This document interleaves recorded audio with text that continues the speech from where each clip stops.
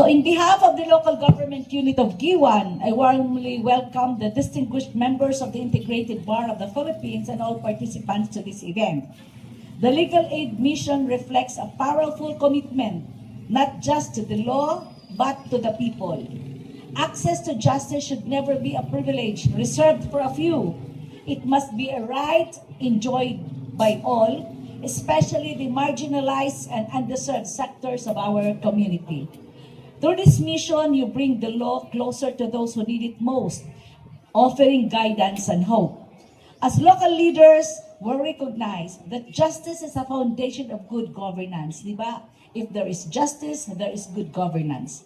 When our constituents understand the right and have access to legal remedies, we empower them to live with dignity and confidence. Your presence, distinguished lawyers of Eastern Samar, members of the Integrated Bar of the Philippines, your presence here strengthens that foundation.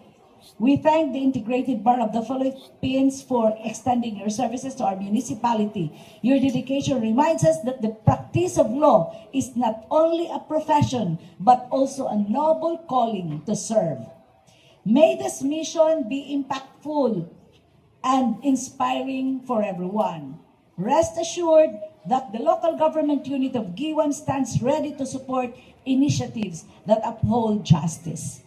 And also, we need also the guidance of the lawyers because the local government unit of Giwan now is applying for cityhood.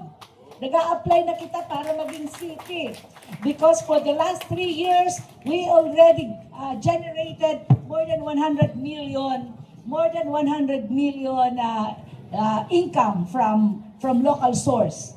So, I already talked to Congressman Libanan and to Congressman Shin Gonzales, and they said, dagmitan niyo, singabutan niyo, kay dulo kami din eh. And with all the lawyers here, nga mabulig nga amon, amon mga documentations and everything, kung may dangani nga umupos, buroblig kita, mga taga-Eastern Samar, pag ato, hit mag-uupo sa aton. To all of you, damo po nga salamat. Enjoy Giwan.